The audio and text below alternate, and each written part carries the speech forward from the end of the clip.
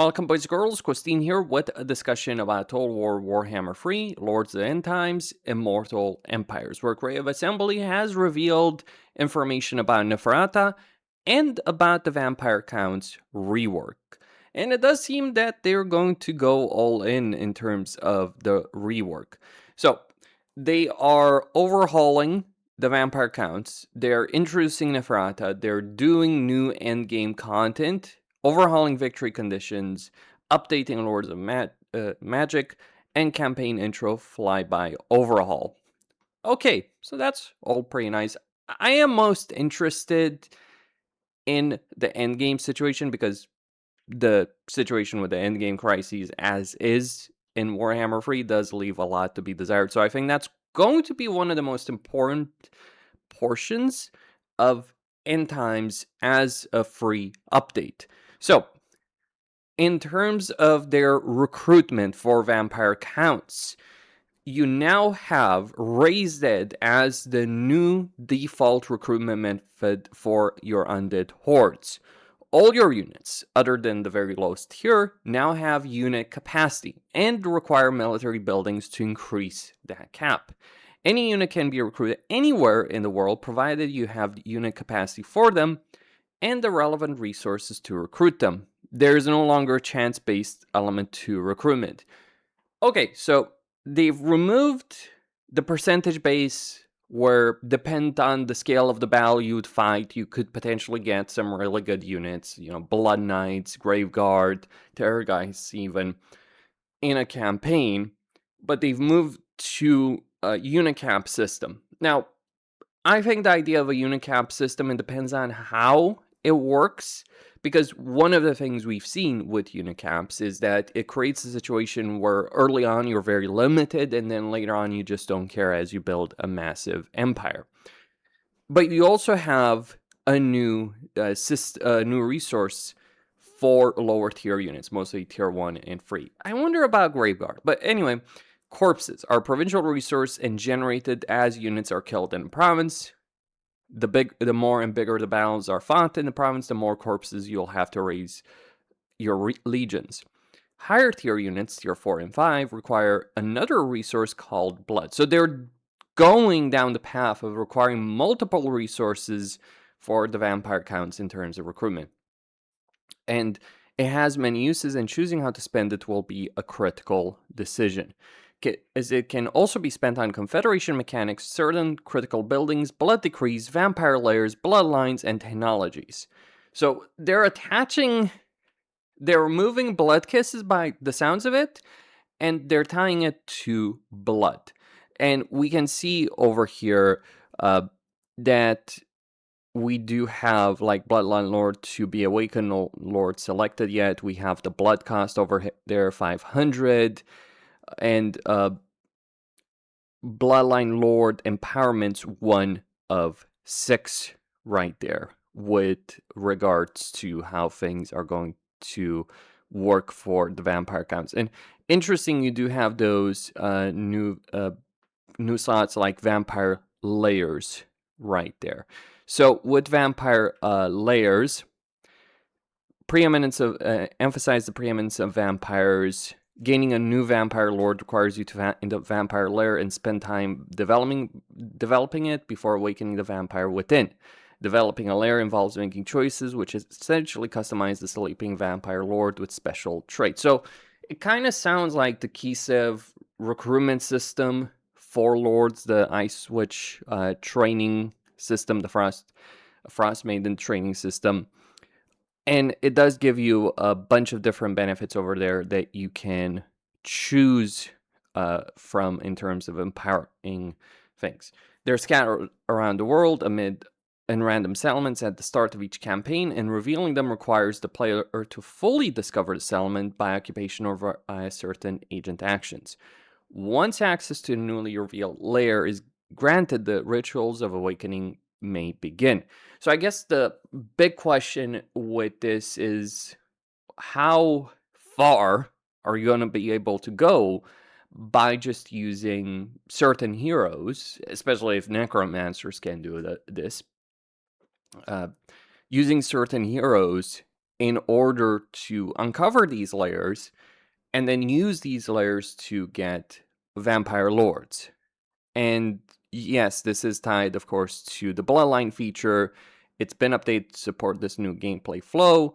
Previously, a Bloodline would provide access to a key character type that could only be upgraded free time. Now, Bloodline can be indefinitely empowered, but each subsequent empowerment requires an ever-increasing volume of blood.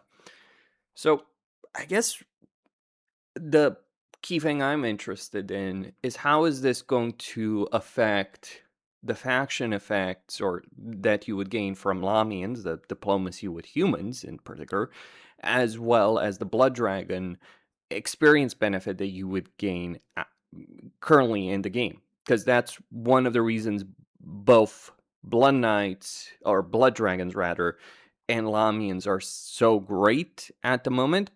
It's because you do have that capability of getting those kind of benefits. And also Blood Dragons, you get that upkeep benefit for Graveguard. And then they have changed the way Vampire Count Confederation works, so you can see that there is a certain list of requirements. So Kemler needs to own 5 regions or fewer, which, you know, considering Kemler's campaign situation, I would not be too worried about that, but it does mean you may be incentivized to fight certain factions. Well, it also means you won't be able to get a massive empire through Confederation, which is what you can do with, say, the dwarves. All of the factions' armies will be destroyed. All of the factions' regions will be left behind. So it seems you're just getting the Lord, not getting their empire as well. I think it would be perhaps more suitable for a vampire count, for vampire counts especially, to gain that kind of confederation through, you know, gaining their territory. Especially when you're looking at the kind of situation where you may want to build a productive relationship together. This is one of the reasons the Dwarf Confederation system is so amazing, is because you can have a really good ally, you can be incentivized to help them build up, and then just take over their stuff. Which is, by the way, one of the big problems of confederations that we've had in Total War for a very, very long time, that if you don't have a system of guaranteed confederation, usually just need to make them very weak, and it's really just down to getting their faction leaders. Whereas with the dwarves, you gain the faction leaders, their territory, so that can really lead to some incredibly powerful empires, and sometimes not so much. You know, maybe they've taken some criticism of like power creep or factions just becoming really powerful, but then again, dwarves exist, empire exists, Karl France, you look at that. But you can at least get all the Vampire Count Ledger and Lords under control. And one of the benefits we could talk about, though, is related to distant lords. So you're looking at Gorse, you're looking at Manfred, or you're looking at, say, playing a campaign as Vlad and then getting Neferata under your control, though, of course, losing that territory is... what's the point? I mean, one of the benefits of Neferata's territory is you have Tsar Nagrun close enough and you can take that. So with Neferata, she is going to start in the Silver Pinnacle. We've seen that. She would see Lamia restored to its former glory. She aims to reclaim her ancient seat of power and bend all vampire count to her will. She recruits heroes to create secret vampire covens. So there's one thing with the lair, and then there's covens, a powerful network of agents and spies that makes sense from a lore perspective when we're talking about Neferata. And these include Lamian and vampire heroes and their campaign-only counterparts, the handmaids, to create secretive covens and generate Neferata's manipulation resource, among other benefits. Wasn't the mod of Neferata about manipulation? I could be wrong on that, but I think it was. Dispatch your heroes to carry out actions within a web of power, weaken your enemies while managing your vampire coven's concealment level to maximize their effectiveness. This when I look at this, what I'm really strongly reminded of is Snitch's actions in a campaign where you do have characters that can do various things right there. So, and here it's like assassinate certain characters, gain experience, and yeah, you do lose a character for a couple of turns as a result of that with Snitch. Though, of course, with having a way for heroes to gain a good amount of experience even when you do take them out of the campaign map is a fairly beneficial situation. Her campaign focuses on using heroes to carry out plans in her Web of Power feature. They can be dispatched to set up vampire covens in strategic locations among the settlements of other factions. They generate manipulation and have a concealment value. So basically the way cults work right now, which in turn informs the coven ability to carry out its plan. So depend on how hidden these covens are, you will be better off, or your actions may have more impact, or maybe there is a higher chance of success. But you will also reduce the concealment by destroying armies and assassinating heroes. So you can destroy armies with this. They can target enemies, neutral factions, or allies alike to steal, assassinate, and disrupt, manipulate, and more. And all such actions require a hero to perform. Each action requires a hero to be a minimum level. Okay, so you will obviously want to level up as many heroes as quickly as possible in order to handle things. And then there's Neferata right there, her model. And you gain... so she's got Vampires and Shadows mix. She's got Bard the Nightmare, Hellsteed, Coven Throne. I wonder if you get that even if you don't own the Nagash DLC. Dread Abyssal, and Zombie Dragon. Okay, she does have a staff, a dagger, and the Ruby of Lamia for passive regeneration, which just heals you up the same way Tyrion's items heals him up when you're very low HP. Okay, then you get various abilities, hexes, magic missiles, like 2 hexes, regeneration. She's gonna have a lot of regeneration. She's got dodge, she's undead, she causes fear. And that's the Coven Throne. Then we have the Lamian Vampire Lord, which is kind of funny because we already have the Lamian Vampire Lord anyway. Alright, important to see how things are going to be different compared to the current situation, but yeah. Lamian, Nekark, Vampire Lore, right there. Lamian Vampire Hero, which emulates the hybrid spellcaster duelist role of their Lord counterpart. Again, the question is, what's the difference between this and the regular Vampire Hero? I mean, I imagine there's of course differences, especially with like some of those abilities that are available. And then we have the Lamian Handmaiden unit, an anti-infantry low entity count battlefield unit capable of casting bound spells from Lords of Shadows and Death. Alright, so this is what we're going to get with Neferata. It seems like they took certainly some heavy inspiration from the Neferata mod that has existed. But on top of that, we also have a discussion about endgame scenarios. So the current endgame scenarios have been recategorized as crisis scenarios. They're more like mid-game events that will certainly shake up a campaign, but don't provide all the necessary ingredients players want from an endgame. And now they've crafted 3 new endgame scenarios, and they are quite different. They comprise unique gameplay mechanics, narrative build-ups, art, cinematics, campaign-defining climactic moments, and you, of course, can choose whether or not to play with them. We can also customize them, and I think that's one important thing. The free endgame scenarios heavily utilize devastation as part of their mechanics, and as the endgame commences, the music, campaign lining, and terrain itself change as the endgame factions begin to conquer more of the world. So we do have the discussion on those endgames that they're providing at the moment. Archaon gathers the forces of chaos. All chaos-aligned factions unite under Archaon, and huge numbers of chaos forces invade the world. which is very good, because right now, if you're playing a lot of the chaos campaigns yourself, especially in the northern part, but even other parts, but think of Archaon's campaign, especially. You spend a lot of time potentially uniting all the forces in chaos, and it's like, well, there's no one that can stand up against me. So, and if you're playing the Order Tide, you can destroy them one at a time without really having to worry. This is not going to work. So Archaon gains immense power as well, nigh on invulnerable, and only through defeating those forces and destroying his 5 key fortresses will you weaken him enough to stand a chance. And then you have a final battle.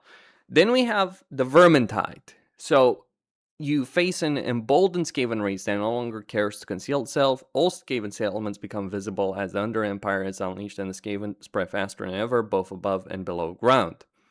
Waves of Skaven attacks is millions, it was, I think, billions in the lore, pour from the ground at key locations across the world. Push back the hordes, gather enough knowledge of the Vermintide war plans to finally defeat it. So, when we look at current crises, one of the things we do have is the Chaos Dwarf endgame crisis, where they have portals around the world.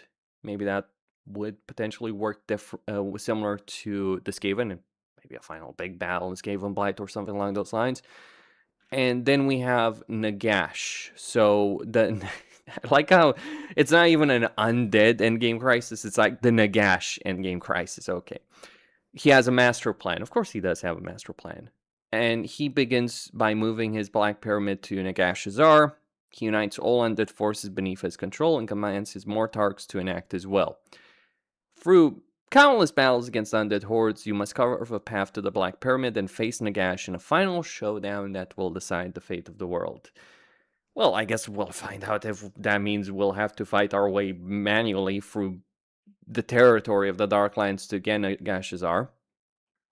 And then we have victory conditions overhaul. They have shown this to a certain extent. Like they showed up Foreground, for instance, Taurox, in terms of what they're looking. Short victories will provide one reward that is shared by all legendary lords in the culture, and another legendary lord specific reward to match their motivations or playstyle, while long victory rewards will remain more generic. So that's interesting. The actual rewards themselves are being tied to the lord. I would hope they move away from the +3 hero capacity we have as a lot of short victory conditions. And also, I wonder about like Aislinn and all that kind of stuff with regards to benefits. But our goal is to encourage use of the special short victory rewards to assist and achieve a long victory, and the long victory rewards remain to help you towards a domination victory. Okay. And so visual updates, balance path for Lore of Vampires, a balance pass for Lore of Nekara, and also a balance pass for Lore of Stealth. And now, and they've also updated the introductory faction flybys to give you more information about the situation that you're going to be dealing with in a campaign. And there's going to be a stream on Wednesday for the first 10 times stream. Right. So, what do I think about this? Well, in my perspective on the Confederation situation for Vampire Counts, I think when you look at Confederation situations, it seems more similar to Warriors of Chaos to some extent. Like they've taken some inspiration with the entire thing, really, from Warriors of Chaos, which isn't necessarily the worst decision in the world, but yeah, it does depend on how they implement it. Victory conditions, pretty solid though. Like with Foreground, the thing they showed was like he would need a tier 5 settlement for his short campaign victory condition, which is like, maybe they changed the tier of that, we'll see. As for the endgame events and for the endgame scenarios, it really does depend on how they're going to play out. on that subject because we don't know anything about like the actual detail. Like, yeah, we have information like, okay, you got the Archeon has a certain amount of ward save in his for himself, which is tied to how many armies you've defeated and how many dark fortresses he has. But cinematics, battles, those are the things that I think are going to matter. And also, one crucial aspect I would say is that one of the reason the current endgame crises don't really work that well is because you just spawn a bunch of really powerful armies. Okay, but the problem that eventually comes out of that, the thing you realize is the AI is not really utilized. So the AI gets a massive power burst, but once you defeat that, difficult battles, various tactics on that, but once you deal with that, it's just a nothing burger, right? One of the ways I've seen like an endgame crisis being handled well is an Archeon end times event or an Archeon mod where he federates all the Warriors of Caste factions, I believe. He gains a ton of Dark Fortresses, more than 5. And on top of that, he gets a substantial amount of benefits, and he's more aggressive on top of having actual better recruitment, by the way, like actually using the Warband upgrade system for his campaign. And that really does change the way you play a campaign when you're dealing with that. If it's something like that, my point is, if it's something more like that, which is actually like, sure, Archeon gets a bunch of benefits, but still Archeon building an empire, that empire providing a challenge. If that's what you're really going to be dealing with, if it's more like that, that ends up working far better. If it's just a case of like a bunch of essentially rogue armies, high-end rogue armies, that may leave something to be desired. But I guess we'll find out. Costin signing out. Stay tuned for more.